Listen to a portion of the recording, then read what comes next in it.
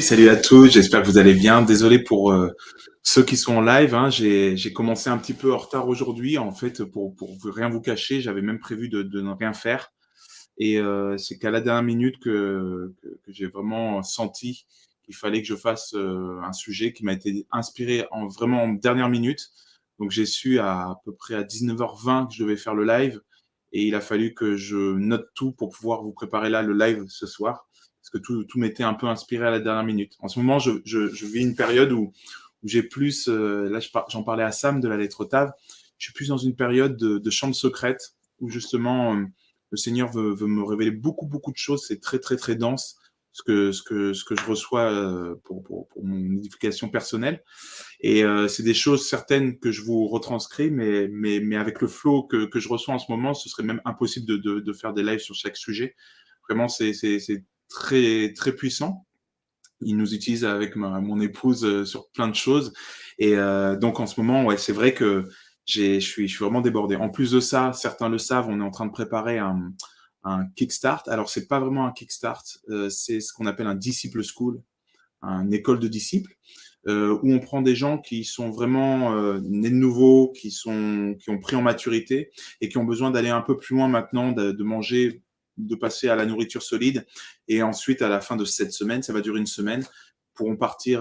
Voilà. Donc, vous n'avez pas été au courant parce que seuls ceux qui avaient fait le Kickstart de l'année dernière ont été mis au courant parce que c'est ceux qui ont déjà mangé à l'époque. Donc là, c'est une session 2 pour eux, c'est un peu un tome 2 pour eux. Mais voilà, on prévoira des choses hein, pour la lettre TAV un peu publique. Là, on est en train de préparer des choses super. On a un terrain qui est mis à notre disposition en ce moment. Et donc, on est en train de voir comment l'utiliser, mais il va sûrement se passer des choses là-dessus. On va pouvoir récupérer cet endroit pour vous amener pour vous amener dessus et faire potentiellement soit des Kickstarts, soit des Disciple School, soit juste des rencontres, soit des voilà, on verra. Mais en tout cas, on prépare des choses. Donc c'est chaud. Il se passe plein de trucs en même temps. Donc voilà. En tout cas, j'espère que vous allez bien. Je vous bénis vraiment d'être là. Pour ceux qui sont nouveaux, merci d'être là. Bon premier live. J'espère que vous aurez de quoi manger, de quoi vous mettre sous la dent. Et là, j'ai du coup choisi ce sujet. Enfin, est-ce que j'ai choisi? Non. Le sujet, c'est l'esprit qui m'a dit bon là, il faut parler du baptême et de est-ce qu'on est sauvé parce que beaucoup de personnes finalement ont peur par rapport au salut. Et à défaut d'avoir peur au niveau du salut, il y a vraiment un chantage au salut qui est fait dans plein de branches chrétiennes différentes où on dit bah si tu fais pas ça, t'as pas le salut. Ah t'as fait ça donc t'es pas sauvé. Ah cette personne n'est pas vraiment née de nouveau donc en fait tu peux pas faire ci ou il peut pas faire ça ou en fait est-ce qu'elle est vraiment née. Et en fait les gens sont dans une confusion totale. Alors la première chose à savoir par rapport à pardon excusez-moi dites-moi si le son, l'image et tout c'est clair hein, en commentaire je le lis ok. Donc la première chose à savoir déjà pour l'assurance du salut c'est que l'assurance du salut, on ne l'a jamais vraiment tant qu'on n'a pas l'esprit et tant que l'esprit ne nous le révèle pas. Et comment on fait pour avoir une révélation de l'esprit? Eh bien, il faut être en relation avec Dieu. Il faut avoir une vie d'esprit, c'est-à-dire une vie de prière. Son OK, image OK. Merci, Lira.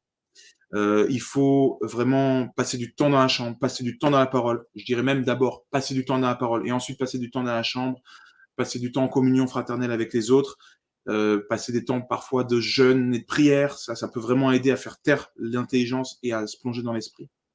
Et à ce moment-là, l'esprit va nous rendre témoignage par notre attitude, en fait, par ça. L'esprit va nous va nous rendre témoignage que nous sommes sauvés.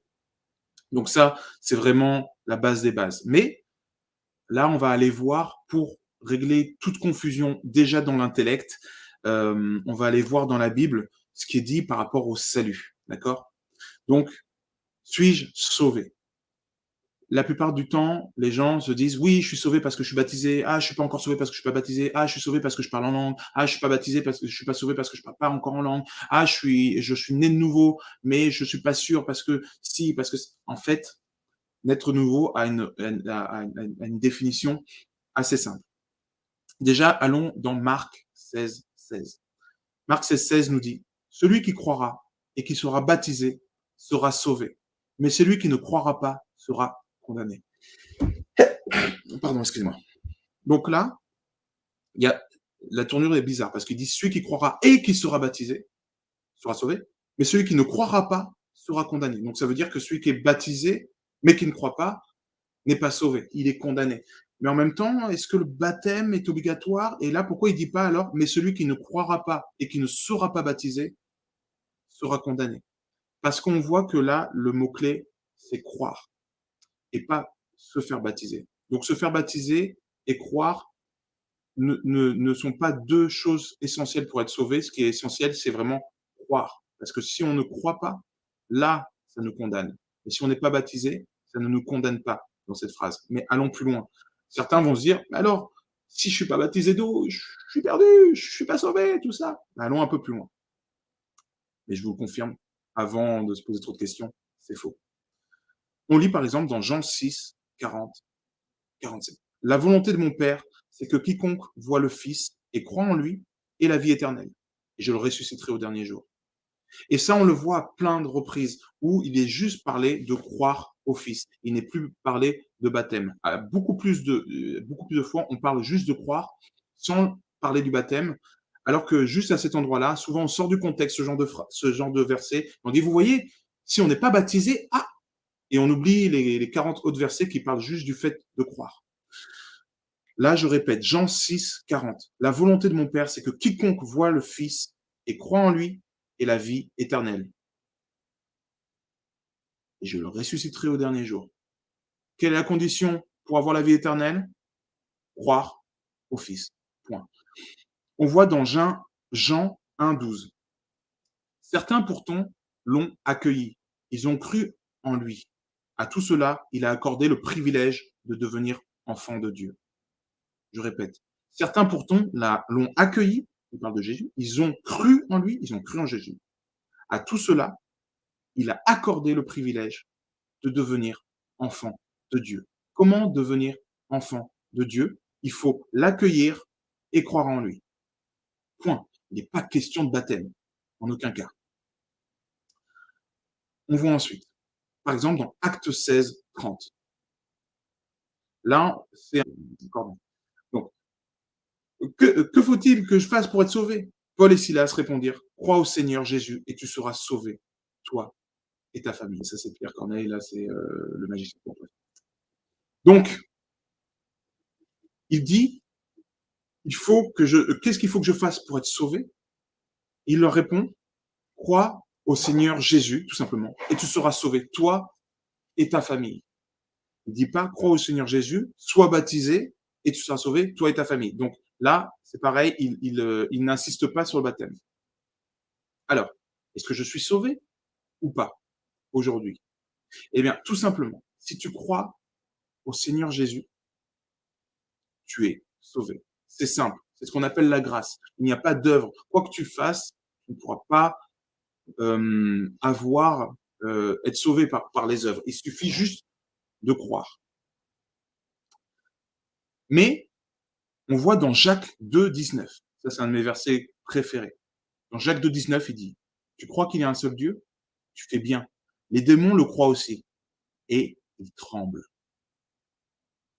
Mais bon, on voit bien que juste croire, ce n'est pas être sauvé. Puisque les démons croient en Jésus. Évidemment, le diable, Satan, il croit que Jésus existe. Mais il n'est pas sauvé, on est d'accord, il est condamné éternellement. Alors pourquoi on serait sauvé, nous, si on croit? Il manque quelque chose. Eh bien, c'est là le nerf de la guerre, en fait, les amis, les frères et les sœurs. C'est que croire, C'est pas le mot croire comme en français. Je crois que le mur est blanc, je crois que mon pull est stylé, je crois que je m'appelle Raphaël. C'est pas ça. Croire, ça a une définition biblique bien précise. Donc, on va voir ce que ça veut dire. Non, je vais vous le dire tout de suite pour aller vite. Croire, bibliquement, c'est 3 choses. C'est toujours. Parce qu'on le voit même dans l'Ancien Testament, il y avait les ombres des choses à venir, c'est-à-dire qu'on voyait ce que c'était, ce qui se passait pour nous dans le temps présent. On le voyait par de la symbolique, par des histoires, par des allégories, hein. On pouvait voir, en fait, les choses à venir, mais dans l'Ancien Testament. Et dans l'Ancien Testament, on le voit tout le temps. Croire, c'est quoi? C'est se repentir d'abord. Pour se repentir et dire: «Je n'accepte plus mon ancienne vie». C'est accepter Jésus comme sauveur. C'est dire, OK, non seulement j'accepte plus ma vie, mais en plus de ça, je crois que Jésus est le seul et l'unique qui peut me sauver. Et accepter, le troisième, c'est accepter Jésus comme Seigneur de sa vie. Et accepter Jésus comme Seigneur de sa vie, ça veut dire, OK, non seulement je veux plus de mon ancienne vie, en plus de ça, maintenant, je sais qu'il n'y a plus que Christ, alors, eh ben, je décide de le suivre et j'obéis à ses commandements. J'obéis s'il me dit va à gauche, je vais à gauche. Il me dit va à droite, va à droite. Si sa parole me dit fais pas ça, eh ben, je ferai pas ça. Si sa parole me dit fais ça, eh ben, je ferai ça. Vous voyez? Donc, on le voit par exemple chez les Hébreux. À l'époque, quand ils sortaient d'Égypte, on se rend compte que euh, ce qui sauvait, ce n'était pas le monde, évidemment. Ce qui sauvait, ce n'était pas euh, euh, juste obéir à des commandements, par exemple. Ce qui sauvait, c'était Jésus-Christ, le sang de l'agneau. Vous voyez, dans l'Ancien Testament, donc à ce moment-là, là, dans les 10 plaies d'Égypte, vous avez remarqué un truc, à chaque fois que le peuple hébreu doit sortir, Dieu envoie un esprit d'endormissement, d'engourdissement, il aveugle le Pharaon, il endurcit son cœur afin qu'il n'accepte pas de les laisser sortir. Donc, Dieu dit à Moïse, tu vas aller voir le Pharaon, tu vas lui dire, laisse sortir mon peuple. Et moi, en même temps, qui suis Dieu, je vais envoyer à Pharaon un endurcissement, comme ça, il dira non à chaque fois. Et donc, toi, tu lui enverras une plaie, et il va recommencer, il va dire, non, non, c'est bon, ok. Moïse va revenir, va dire, Pharaon, c'est bon, t'as compris, maintenant libère mon peuple. Moi, Dieu, je vais encore endurcir son peuple, son cœur, et il va pas les laisser sortir. Et là, on se dit, mais à quoi joue Dieu? Et bien, en fait, ce que Dieu veut faire, c'est endurcir le cœur de Pharaon pour que surtout il ne laisse pas les Hébreux sortir de façon naturelle, parce que normalement, à la première plaie, il aurait flippé, il aurait dit toi, tu es un grand magicien, je respecte les magiciens, vas-y, attire-toi. Non. Ce que voulait Dieu, c'est que le témoignage soit tellement puissant pour les Hébreux et pour tous les peuples à venir que les gens se convertissent et acceptent le Dieu, l'éternel, l'unique. D'accord? Pourquoi? Parce que les Hébreux étaient dans le monde. Le monde, c'était l'image de l'Égypte. L'Égypte, c'était l'image du monde, d'accord? Et aujourd'hui, par exemple, quand on parle du monde, de la société, tout ça, c'était l'Égypte à l'époque. Les chrétiens doivent sortir du monde, d'accord? Mais comment sortir du monde si le monde nous retient? Eh bien, la seule solution, c'est Jésus-Christ. C'est le sang de l'agneau, le sang qui a coulé pour nous. Donc, il a fallu endurcir le cœur du Pharaon afin que les Hébreux ne puissent pas sortir et que même les plus grands miracles qui ont été faits par Moïse n'ont pas pu les sauver. La seule chose qui a pu les sauver, c'est la dernière plaie. C'est la plaie qui a embarqué tous les premiers-nés. Mais qu'est-ce qui a vraiment sauvé les Hébreux? Qu'est-ce qui a sauvé les humains à ce moment-là? C'est le sacrifice de l'agneau. Ils ont dû immoler un agneau, ils ont dû mettre son sang sur les linteaux des portes et des fenêtres, des entrées de la maison. Comme ça, quand l'ange exterminateur passait sur les maisons, il passait partout sauf là où il y avait le sang de l'agneau. Et à ce moment-là, le pharaon a dit, OK, maintenant, vous partez. Le seul moyen d'être sauvé du monde, c'est par le sang de l'agneau. C'est de croire en Christ. Qu'est-ce qu'ils ont fait? Les Hébreux, ils se sont repentis du monde, ils ont dit, on veut sortir du monde. Repentance. Ils ont dit ensuite, le seul sauveur qu'on a, c'est le sang de l'agneau.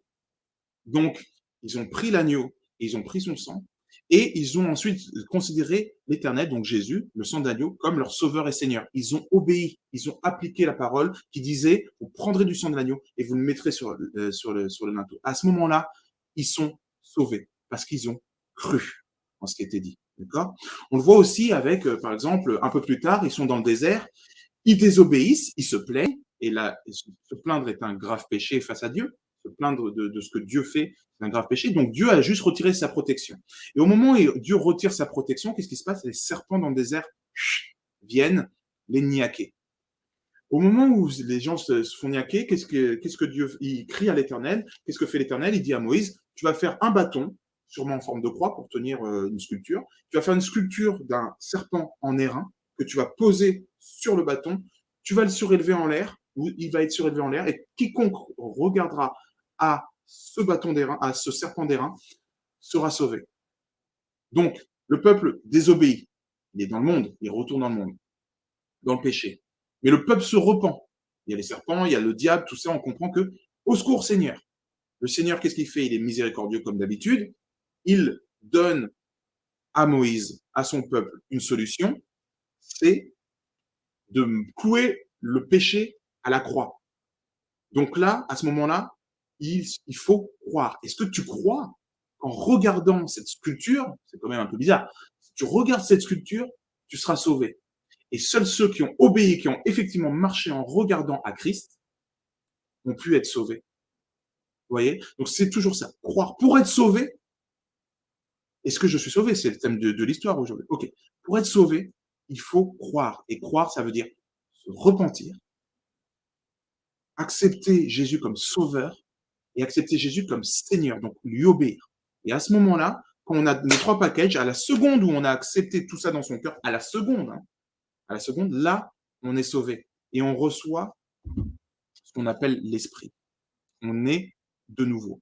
Notre cœur est changé. Et ensuite, une fois que notre cœur est changé, on va commencer à avancer en sanctification, évidemment.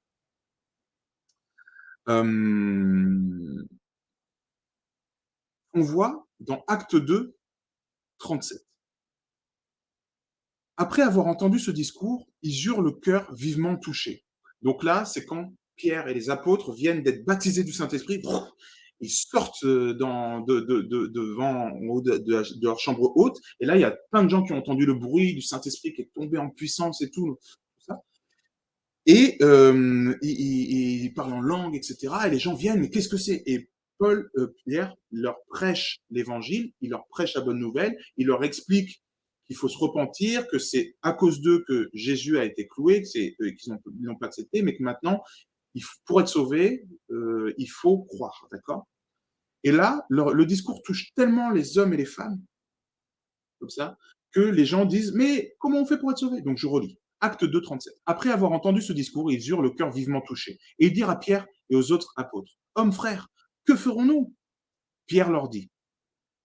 Il leur répond. Donc les hommes là, ils se disent: il me faut une solution là, je veux être sauvé, j'ai compris que Christ est mort pour moi, à cause de moi, qu'est-ce que je fais pour être sauvé? D'accord? Ils ont été touchés, leur cœur est touché et ils veulent leur réponse. Comment je suis sauvé? Pierre leur dit: repentez-vous et que chacun de vous soit baptisé au nom de Jésus-Christ pour le pardon de vos péchés et vous recevrez le don du Saint-Esprit. Et là, on reboucle. Je vous entends dans votre tête. Oh, mais alors je suis pas sauvé si je suis pas baptisé, il vient de le dire. Qu'est-ce que tu me dis? C'est pas que croire, parce qu'il précise bien là que c'est être baptisé. Eh bien, c'est encore un sujet de confusion. Et ça, on peut le comprendre vraiment qu'en lisant la Bible et en ayant peut-être des révélations. Parce qu'il faut vraiment lire l'ensemble de la Bible, même l'Ancien Testament, pour vraiment comprendre et faire le schéma et l'énigme. Mais je vais essayer de vous l'expliquer et je proclame que Dieu ouvrira vos cœurs et vos oreilles spirituelles pour que vous puissiez entendre. Il y a une confusion dans ce qu'est le baptême. Tout simplement parce qu'il n'y a pas un baptême. Il y a plusieurs baptêmes. On dit les baptêmes. Il y a exactement 3 baptêmes. Donc je relis juste le verset. Pierre leur dit: repentez-vous et que chacun de vous soit baptisé au nom de Jésus-Christ pour le pardon de vos péchés et vous recevrez le don du Saint-Esprit. Est-ce que baptiser au nom de Jésus-Christ, ça veut dire se baptiser d'eau? Non, ce n'est pas ça, se baptiser au nom de Jésus-Christ. Se baptiser d'eau, c'est un commandement, en fait, c'est pas un commandement. C'est quelque chose qui est dans la marche du chrétien qui veut se sanctifier. C'est vivement recommandé. Ça fait partie de la marche de sanctification. Et c'est pas le baptême d'eau qui sauve. Plein de gens sont passés à l'eau et ne sont absolument pas sauvés. D'ailleurs, les baptêmes des bébés, on le voit bien. On peut passer à l'eau même à l'insu de nos plein gré. Ça ne fait pas qu'on est baptisé. Ça ne fait pas qu'on est sauvé, d'accord? Donc, il y a plusieurs baptêmes, il y en a trois. Commençons en lisant Matthieu 3, 11. Moi, donc c'est Jean-Baptiste, moi, je vous baptise d'eau pour vous amener à la repentance. Mais celui qui vient après moi est plus puissant que moi, et je ne suis pas digne de porter ses souliers. Lui, il vous baptisera du Saint-Esprit et de feu. Jean le Baptiste lui-même précise qu'il y a différents baptêmes. Il y a le sien, et il y a celui de celui qui vient, et il baptisera de deux façons différentes. Donc on voit ici trois baptêmes. Le baptême de repentance, appelé le baptême d'eau. Le baptême du Saint-Esprit, appelé euh, la réception de l'Esprit. On reçoit l'Esprit. Et les baptêmes du feu, c'est-à-dire recevoir la puissance. Je relis le verset. Moi, je vous baptise d'eau, hein, pour vous amener à la repentance. Le baptême d'eau, c'est bien la repentance. Mais celui qui vient après moi est plus puissant que moi. Et je ne suis pas digne de porter ses souliers. Lui, il vous baptisera du Saint-Esprit. OK. Donc, il me baptisera du Saint-Esprit. Donc, je vais recevoir le Saint-Esprit. Et de feu. Mais c'est quoi le feu? Eh bien, le feu, c'est aussi le Saint-Esprit. Mais il y a deux baptêmes du Saint-Esprit différents. Et je vais creuser, je vais vous expliquer ce que c'est exactement. Donc, je répète, il y a le baptême de repentance, appelé le baptême d'eau. Il y a le baptême de l'Esprit. Là, c'est quand on reçoit l'Esprit en nous. Et ensuite, il y a le baptême de feu. C'est ce qui s'est passé le jour de la Pentecôte avec les langues de feu qui sont venues et qui ont revêtu de puissance les enfants. Quand on reçoit l'Esprit, on n'a pas forcément la puissance de l'Esprit qui tombe sur nous. Quand on reçoit l'Esprit, on reçoit juste le même Esprit que Jésus avait en lui. Mais on n'avance pas encore en puissance. Cette puissance-là doit être encore manifestée. D'accord? Donc, quand on croit, on reçoit l'Esprit, mais on n'a pas encore revêtu de la puissance de l'Esprit. Et la puissance de l'Esprit, c'est la puissance qui relève les morts, qui guérit les malades, qui ressuscite, qui chasse les esprits impurs, etc. D'accord? C'est ce qui faisait marcher les apôtres.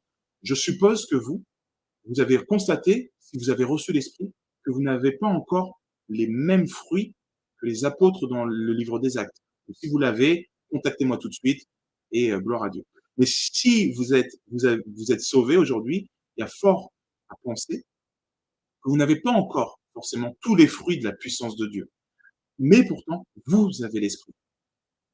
Si vous avez l'Esprit, vous avez l'Esprit de Dieu, mais pas encore forcément la puissance de l'Esprit. Donc il y a vraiment trois baptêmes. Il y a la puissance, il y a le baptême d'eau, le baptême de l'Esprit et le baptême de feu.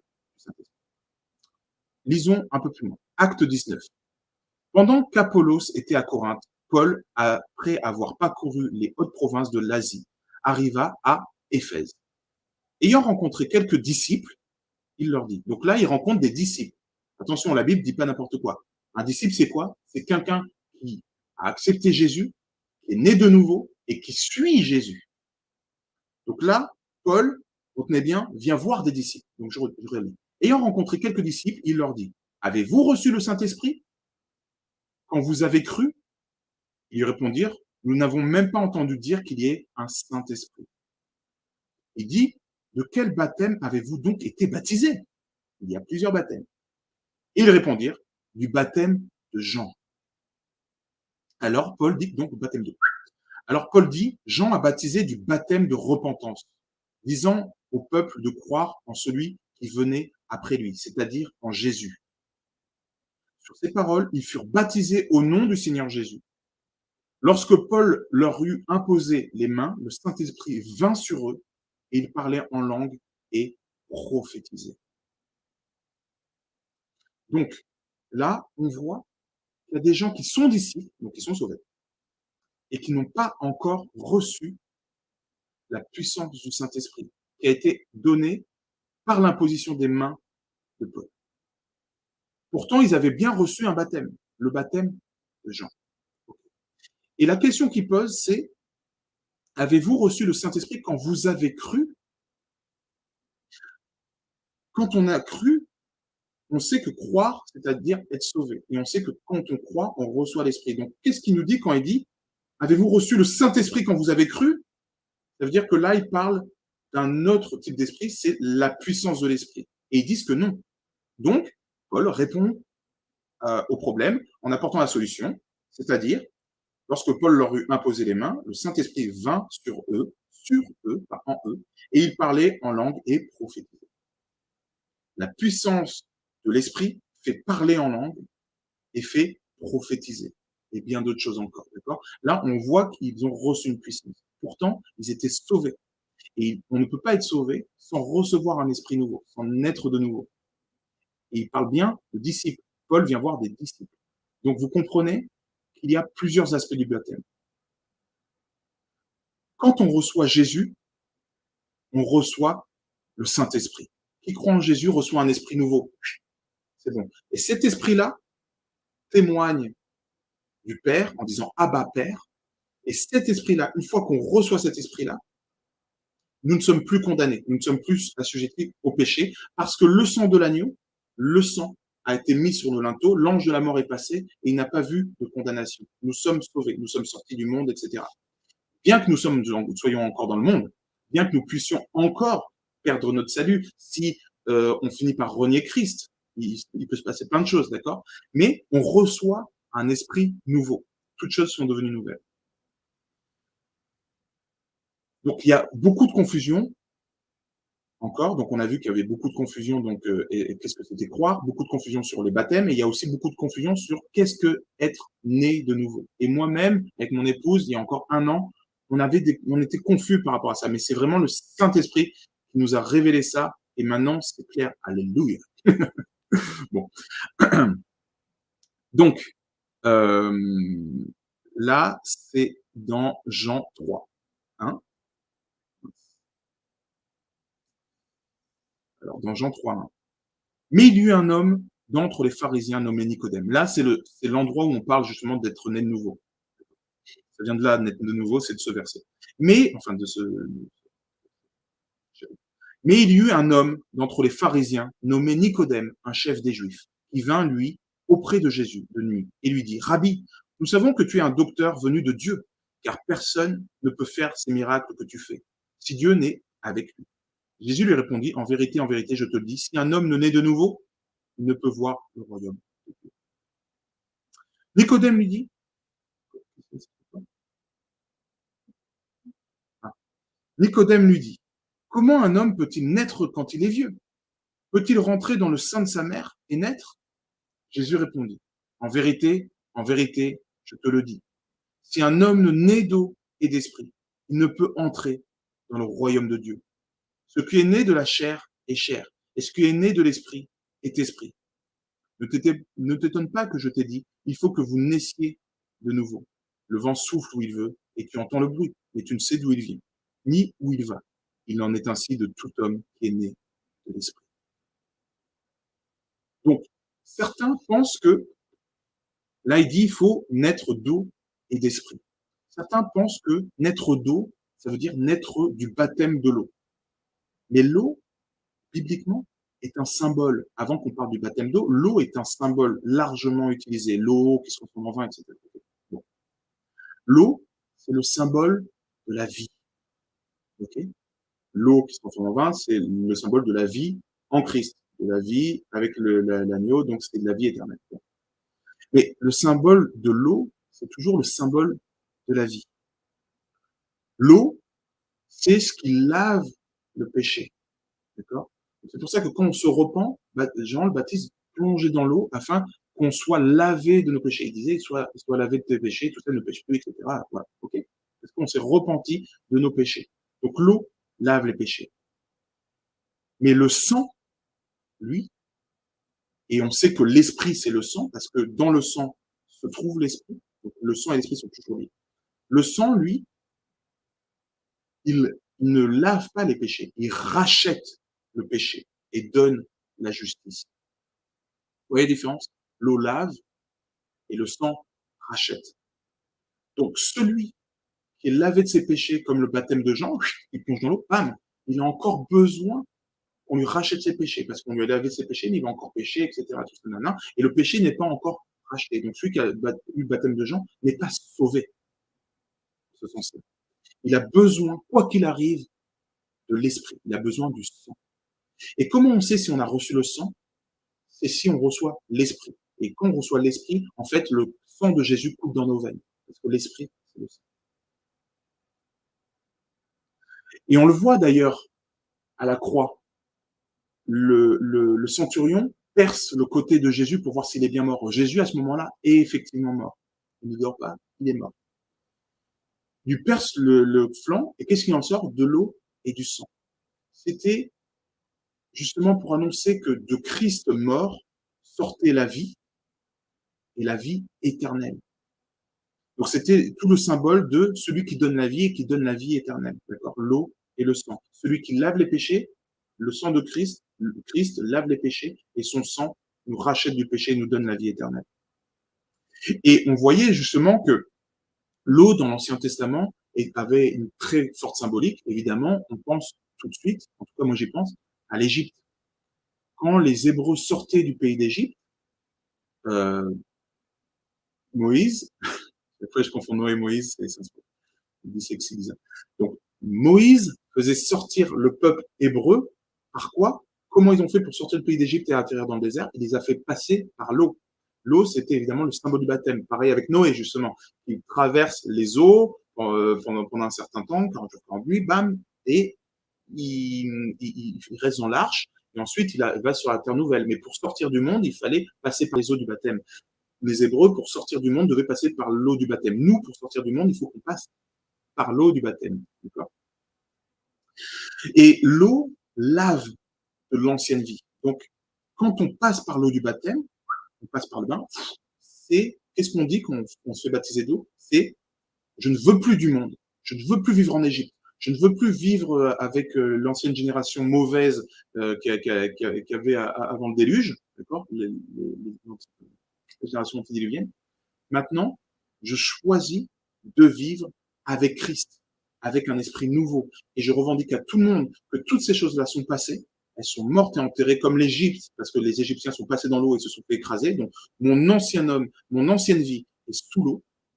Et moi, je suis maintenant sauvé. Et je vous le dis à tous. Donc, je vous disais tout à l'heure, et je sais que ça pique certains et que ça piquera certains, quand on accepte Jésus, on reçoit l'Esprit. Certains diront non, non, non, non, on reçoit pas Jésus, on reçoit pas l'Esprit quand on accepte Jésus, on reçoit l'Esprit que quand on reçoit les mains, on reçoit Jésus quand, je sais pas moi, quand on est baptisé, qu'il y a la langue de feu qui tombe dessus, on reçoit le Saint-Esprit, tout ça.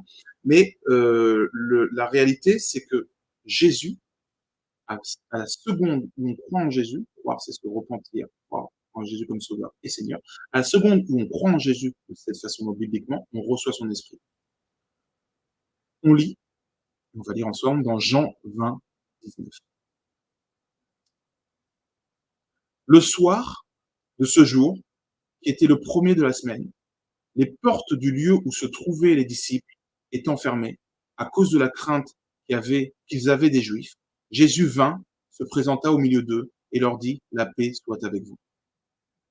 Donc là, qu'est-ce qui s'est passé? Jésus est mort. 3 jours après, il est ressuscité. Et là, il se présente pour la première fois aux disciples. Certains, comme Thomas d'ailleurs, ne croient pas que Jésus est ressuscité, mais pourtant là, il apparaît miraculeusement parce que toutes les portes étaient fermées, mais Jésus apparaît. Je répète, le soir de ce jour, qui était le premier de la semaine, les portes du lieu où se trouvaient les disciples étant fermées à cause de la crainte qu'ils avaient des Juifs, Jésus vint, se présenta au milieu d'eux et leur dit, la paix soit avec vous. Et quand il eut dit cela, il leur montra ses mains et son côté. Les disciples furent dans la joie en voyant le Seigneur. Jésus leur dit de nouveau, la paix soit avec vous. Comme le Père m'a envoyé, moi aussi, je vous envoie. Après ces paroles, il souffla sur eux et il leur dit, recevez le Saint-Esprit. Ceux à qui vous pardonnerez les péchés, il leur sera pardonné. Et ceux à qui vous les retiendrez, ils leur seront retenue. Voilà, c'est simple. Là, on a l'image du chrétien qui pensait que Jésus était mort. Quand tu penses que Jésus est mort, tu n'es pas sauvé. Et d'un coup, Jésus apparaît, c'est-à-dire que tu réalises que Jésus est mort et ressuscité. À ce moment-là, ça y est, tu crois, tu l'expérimentes, tu regardes, tu as bien regardé ses côtés, tu as regardé ses mains, OK, maintenant je crois fermement qu'il est ressuscité. Mais en plus de ça, je suis un disciple, je reconnais mon maître. Donc, je suis maintenant dans la joie en voyant le Seigneur. Je suis dans la joie du Seigneur. Donc, je le suis et je le reconnais comme disciple avec joie. D'accord? À ce moment-là, c'est bon. J'ai obtenu la repentance.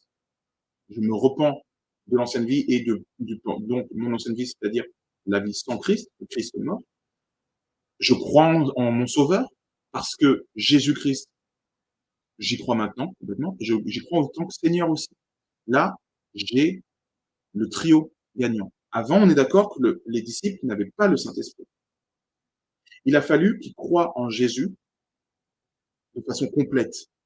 Pour croire en Jésus, c'est pas croire qu'il existe parce qu'ils étaient avec lui pendant 3 ans. Donc ils savaient très bien qu'il existait. C'est pas croire qu'il est mort pour les sauver. Ils l'ont vu mort, mais non, c'est croire qu'il est ressuscité. Donc qu'il est vraiment sauveur, comme il l'avait annoncé. Et donc accepter de le suivre et pas se dire c'est un fantôme, je fuis en courant. Donc à ce moment-là, c'est que à ce moment-là qu'ils reçoivent l'Esprit de Jésus. Et on est d'accord que ce moment-là est un autre moment que Acte 2, où les disciples reçoivent la puissance du Saint-Esprit par des langues de feu, où là, ils reçoivent pas l'Esprit en eux, mais sur eux. Étaient-ils sauvés avant? Oui. Étaient-ils sauvés avant que Jésus revienne? Non. Parce que pour être sauvé, il fallait que Jésus-Christ soit sauvé, soit sauvé, soit mort et ressuscité. Si tu crois que en Jésus vivant, tu n'es pas sauvé. Si tu crois qu'en Jésus mort, tu n'es pas sauvé. Il faut croire en Jésus mort et ressuscité. Et à ce moment-là, tu reçois son esprit. Et là, on voit que c'est ce qui s'est passé. Les disciples attendaient Jésus, ils attendaient son retour. Certains n'y croyaient pas, comme Thomas, hein, qui voulait voir. Donc voilà, ils n'étaient pas sauvés. Ils n'avaient pas l'esprit, ils n'avaient pas le discernement. Mais à partir du moment où ils ont vu tout ça, qu'ils ont accepté, ils ont reçu cet esprit. Je répète, Jésus leur dit, de nouveau, la paix soit avec vous. Comme le Père m'a envoyé, moi aussi je vous envoie. Après ces paroles, il souffla sur eux et leur dit, recevez le Saint-Esprit. Quand vous croyez en Jésus-Christ, Jésus-Christ vient souffler sur vous. Et vous recevez la colombe, comme la colombe qui a été reçue par Jésus le jour de son baptême. Vous recevez ce même esprit en vous à ce moment-là, pas à un autre moment.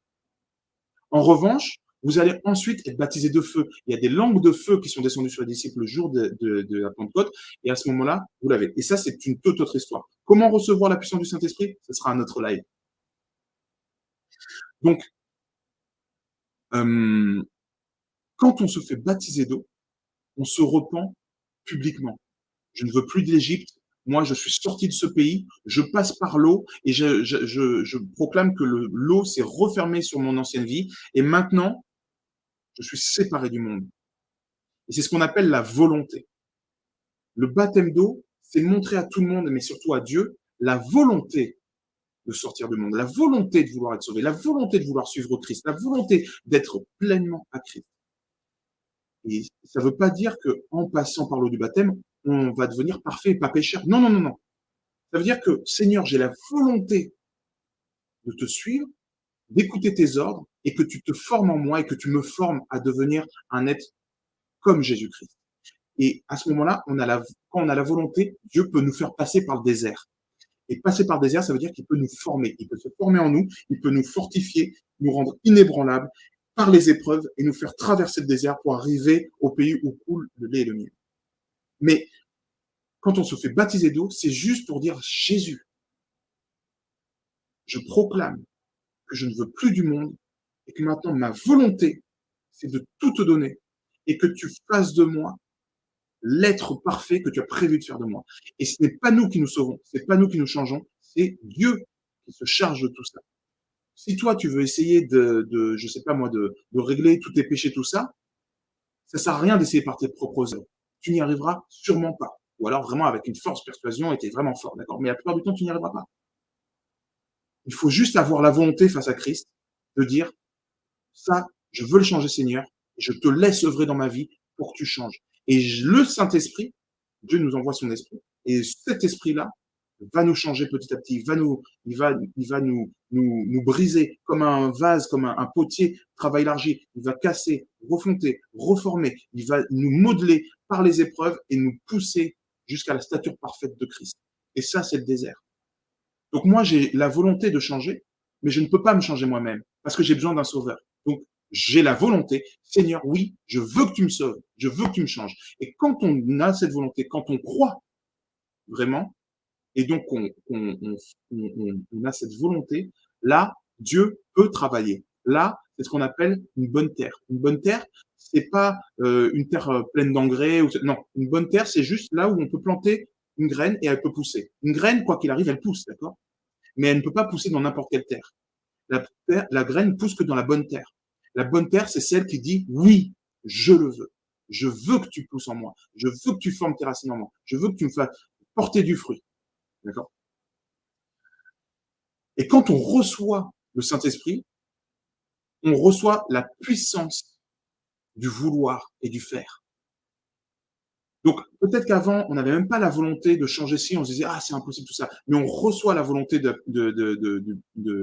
vouloir et du faire. Et quand on reçoit le Saint-Esprit sur nous, à ce moment-là, comme je vous disais, là, on reçoit la puissance pour accomplir nos objectifs de disciple. Car sans l'Esprit, on ne fait rien. C'est-à-dire que si on va dans la rue et qu'on dit oui, salut, tu sais quoi, Jésus, il existe, tout ça. Comment on dit ah oui, Jésus avec son sang, non, c'est pas ça. Non, ça va être compliqué. Il va falloir user de la puissance de l'esprit. La puissance de l'esprit va te donner les paroles. La puissance de l'esprit va te révéler toutes choses parce que l'esprit veut se révéler. D'accord? On l'avait vu la dernière fois dans hauteur, profondeur, longueur, largeur. L'esprit veut révéler parce qu'il a sondé les mystères de Dieu et il veut révéler ces mystères à vous, d'accord? Rien de ce qui est en Dieu n'est caché pour vous, mais c'est l'Esprit qui le révèle, autant convenable, plus si on le demande vraiment fort, il nous donne vraiment fort et il veut se révéler, d'accord? Donc quand on reçoit la puissance de l'Esprit, donc on est baptisé du Saint-Esprit de feu, on reçoit le baptême de feu, à ce moment-là, on peut avoir la puissance de relever les morts, de guérir les malades, de chasser les esprits impurs. Et là, on a ce qu'on appelle, on est revêtu de l'autorité de Christ. On est revêtu du sang de l'agneau, qui est l'autorité du Christ. Donc, non seulement on est lavé de nos péchés, on est racheté de nos péchés, mais en plus de ça, le sang de l'agneau a une puissance. Et cette puissance-là, en plus de racheter la puissance de racheter le péché, elle a la puissance de clouer l'homme, l'ancien homme, à la croix. Elle a aussi la puissance de chasser les esprits impurs. Elle a la puissance de guérir, parce que c'est par ces meurtrissures que nous sommes guéris, et les meurtrissures, c'est des plaies. Il a la puissance de guérir, la puissance de beaucoup de choses, d'accord? Mais ça, ce sera encore une fois, peut-être un autre live. On lit dans 1 Corinthiens 2. Pour moi, frère, lorsque je suis allé chez vous, ce n'est pas avec une supériorité de langage ou de sagesse que je suis allé annoncer le témoignage de Dieu, car je n'ai pas eu la pensée de savoir parmi vous autre chose que Jésus-Christ et Jésus-Christ crucifié. Donc là, on a Paul qui nous parle et qui parle à une église qui ne veut pas, qui est très sur l'intellect, d'accord? Et lui, justement, Paul sait que ça va être très dur de les convaincre, ça va être très dur de leur parler. Et justement, il ne veut pas utiliser son intelligence pour leur parler, il veut s'appuyer que sur la puissance de l'esprit. Donc là, il vient, non pas avec son intelligence, et pourtant, Paul, c'était quelqu'un d'hyper cérébral parce que c'était le prochain prêtre sacrificateur, donc c'était d'accord? C'était pas n'importe qui, d'accord? C'était un gros intellectuel qui connaissait par cœur les Écritures, etc. Et là, quand il vient en disant, je ne veux pas m'appuyer sur ma propre sagesse, je veux m'appuyer uniquement sur une seule chose. Jésus-Christ, mort et ressuscité. Jésus-Christ crucifié. Il veut la puissance. Il ne veut pas juste montrer qu'il a l'esprit de Dieu. Parce qu'il a reçu l'esprit, il est sauvé. Mais lui, maintenant, il vient chercher la puissance. Donc, je relis. Pour moi, mes frères, lorsque je suis allé chez vous, donc c'est l'église de Corinthe, hein. Pour moi, frères, lorsque je suis allé chez vous, ce n'est pas avec une supériorité de langage ou de sagesse que je suis allé vous annoncer le témoignage de Dieu, car je n'ai pas eu la pensée de savoir parmi vous autre chose que Jésus-Christ et Jésus-Christ crucifié. Moi-même, j'étais auprès de vous dans un état de faiblesse, de crainte et de grand tremblement. On parle de Paul quand même.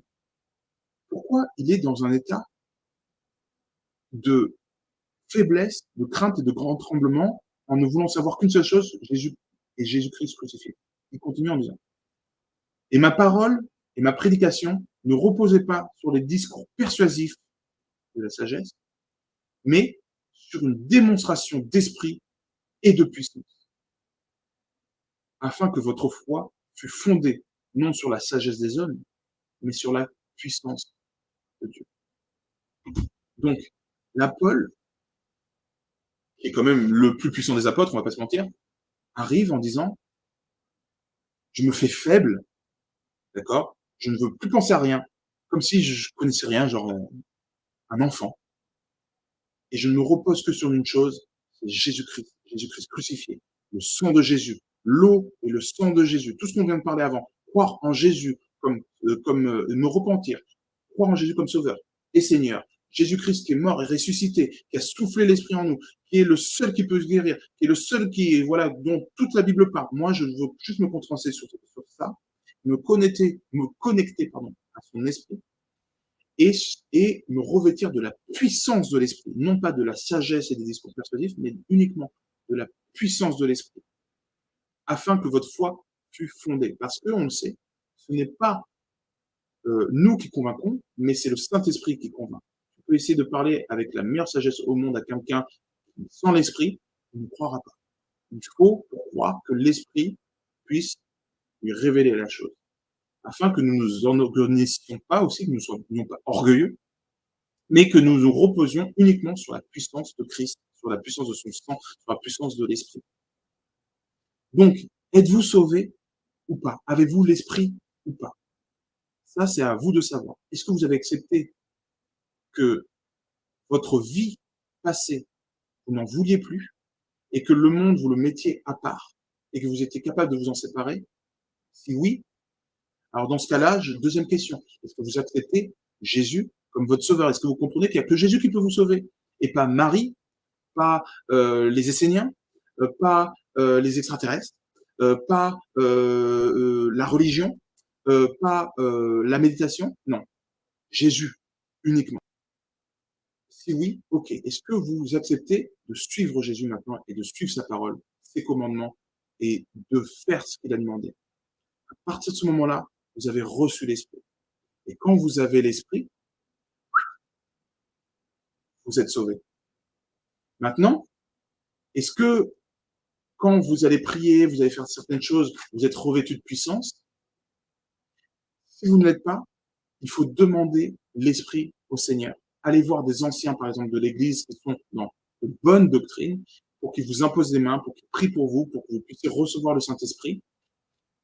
Et à ce moment-là, vous serez revêtu de puissance. Et comment vous saurez si vous êtes revêtu de puissance? Parce que l'Esprit témoigne pour vous. L'Esprit témoigne comment? Par les miracles, par les guérisons, par les délivrances, par les résurrections, par évidemment votre comportement. Et évidemment, en plus de ça, quand vous aurez l'Esprit témoignera à vous-même que vous êtes enfant de Dieu, fils de Dieu. Et fils de Dieu, Romains 8,14, ceux qui marchent par l'Esprit sont appelés fils de Dieu, enfants de Dieu. Donc c'est pour ça, c'est pas pour ça que j'ai mis ce truc d'ailleurs, mais c'est bien à propos. À partir du moment où vous croyez, vous savez que vous avez l'Esprit. Mais si vous n'avez pas été baptisé du Saint-Esprit et de feu, vous devez le demander au Seigneur et vous faire aider par des anciens potentiellement, hein, pour recevoir cette puissance. Moi, j'ai reçu le baptême du Saint-Esprit avant même qu'on m'impose les mains. Mais mon épouse, elle, a reçu la puissance du Saint-Esprit quand on lui a imposé les mains. Donc, ça dépend. Et évidemment, quand on a reçu ces choses-là, d'ailleurs avant de recevoir l'Esprit ou après, eh ben, on se baptise d'eau pour dire à Dieu et pour dire: «Ah Seigneur, maintenant, je réitère mon engagement. Je ne veux plus du monde. Je t'accepte, toi, mon Seigneur, comme celui qui lave mes péchés. Je t'accepte comme sauveur et Seigneur de ma vie. Et par ton sang, je suis remis de mes péchés et je suis convaincu, parce que ta parole le dit, que j'ai la vie éternelle et que je suis sauvé.» Et là, vous avez la totalité des 3 baptêmes d'eau. Et généralement, on impose les mains pour la puissance du Saint-Esprit après. Mais encore une fois, il n'y a pas vraiment d'ordre. Quoi qu'il arrive, le premier baptême, c'est le baptême en Jésus-Christ. C'est-à-dire, quand on croit en Jésus-Christ, on est tout simplement sauvé. J'espère qu'en tout cas, que ce que je vous enseigne là vous aura aidé. Tout ce que je dis, évidemment, regardez dans les Écritures, confrontez-le, ne prenez pas comme content, mais demandez et à l'Esprit et donc à la parole, pour voir si ce que je dis n'est pas à côté, si je n'ai pas lu des faux versets, si effectivement c'est cohérent avec l'ensemble du canon biblique, parce que sortir les choses de son contexte, ça peut être vraiment dangereux aussi, évidemment. Et je vous invite vraiment à regarder aussi les lives précédents où je parle vraiment de la relation avec le Saint-Esprit. J'ai remarqué qu'il y avait moins de vues sur les deux, trois dernières vidéos. Et je me dis peut-être que je fais trop de vidéos à la suite. Donc peut-être que je vais limiter la cadence pour vous permettre de voir tous les lives. En tout cas, je vais surtout me laisser guider par l'Esprit. Si j'ai quelque chose à vous communiquer, je vais le faire. Si j'ai pas quelque chose si j'ai rien à vous dire à ce moment-là, ben, je ferai peut-être des petites capsules ou pas. Prochainement, vous savez, j'ai des euros événements, mais notamment celui de ce Disciple School qui va arriver. Donc peut-être que je vais faire des vidéos plus courtes et moins de live. Je verrai. Si le Saint-Esprit me dit fais des gros lives comme ce soir, je le ferai. Mais voilà, sachez qu'il y a ça qui est en cours. Ce pull-là, comme plein d'autres pulls, il y a aussi la version fille de Dieu, hein, évidemment, sont sur la boutique Have Faith. Vous le trouverez en descriptif de cette vidéo juste après, mais sinon je vais vous écrire l'adresse là en bas.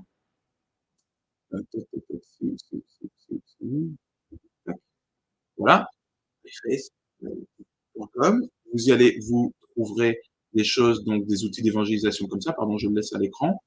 Et pour la suite, de toute façon, vous pouvez poser vos questions sur la lettre OTAV, sur le groupe. Toutes les questions qui demandent éclaircissement, de toute façon, me remontent. Et si je ne les ai pas lues, hein, à chaque fois, Sam, John, Sandrine me font remonter les informations.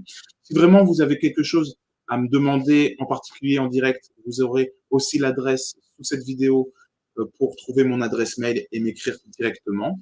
J'y répondrai à la mesure du possible parce que évidemment je reçois énormément de mails, mais j'y répondrai le plus rapidement possible. Et moi j'ai plus qu'à vous dire soyez bénis et j'espère qu'on se voit très très bientôt. Allez, à plus.